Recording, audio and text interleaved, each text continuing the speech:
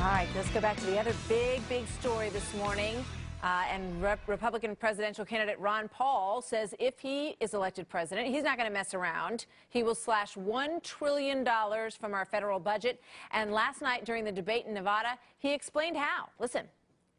As soon as the government spends money, eventually it's a tax. Sometimes we put a direct tax on the people, sometimes we borrow the money, and sometimes we print the money. So spending is the tax. That is the reason I offered the program to cut $1 trillion out of the first year budget that I offer.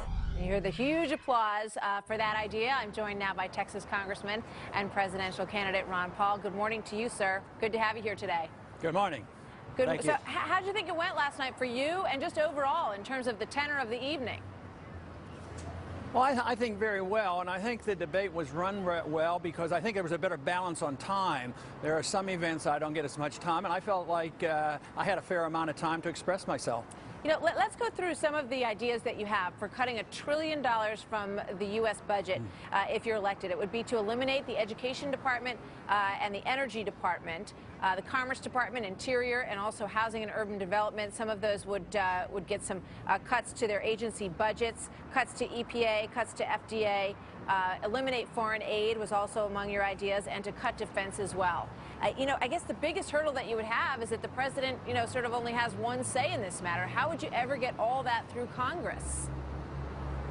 Well, I mean, you have to get a consensus. If I am to be elected president, a consensus comes. The people, you know, would have to change the Congress to some degree, but a lot of members of Congress will change their attitude if they know that the sentiment with the country is in favor of what I'm talking about. And already it is demonstrated that the American people are sick and tired of what they're getting. They're out on the streets right now. I mean, we're in the midst of a worldwide debt crisis. It's a sovereign debt crisis that if we don't deal with it, it's going to be catastrophic. And I don't think people realize how serious it is, and that's why I think it takes a serious approach. And quite frankly, I think the economy is going to blossom if we just get the government out of the way and quit spending this money and let the people spend their money. So I believe this is beneficial to all of us. Yeah, some of the most animated response came to the idea, though, of cutting the defense budget. I want to replay something from last night from Newt Gingrich and get your thoughts on what he had to say about that. To help found the Military Reform Caucus. I'm a hawk, but I'm a cheap hawk. But the fact is to say I'm going to put the security of the United States up against some arbitrary budget number is suicidally stupid.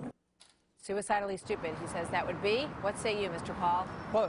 Well, that would be if you ignore the budget, because the budget threat in the domestic economy is the biggest threat to our national security. Just think of how the economy brought the Soviets down on their knees. They had all the military power they wanted, but economically it was unsustainable and their empire collapsed.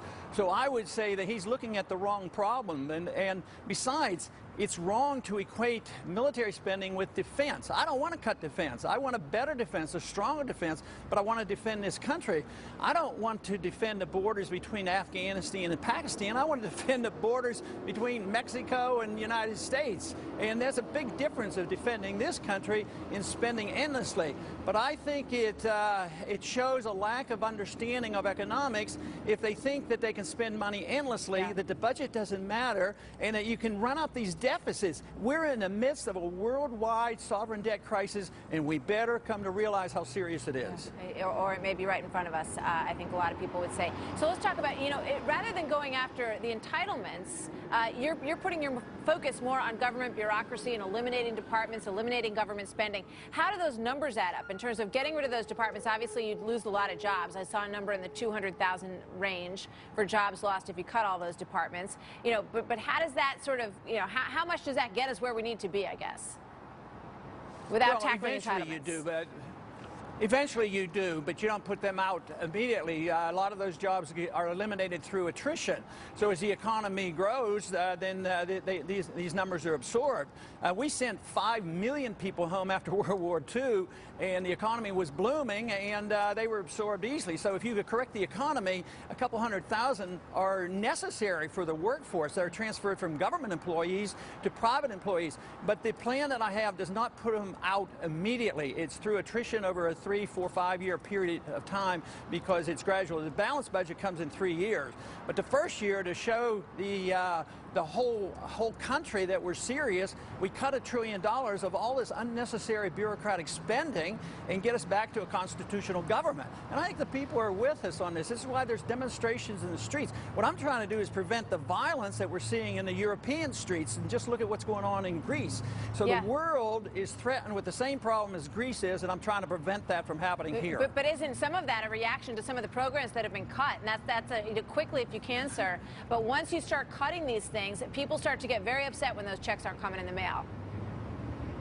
You're absolutely right, and that's where the real challenge is, because right now more people are getting checks than the people who are paying. But that's unsustainable, so you have to convince people it's in their best interest that the government get out of the way, and the government's broke. Yeah.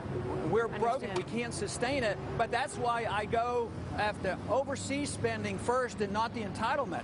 I don't cut Social Security benefits nor health care.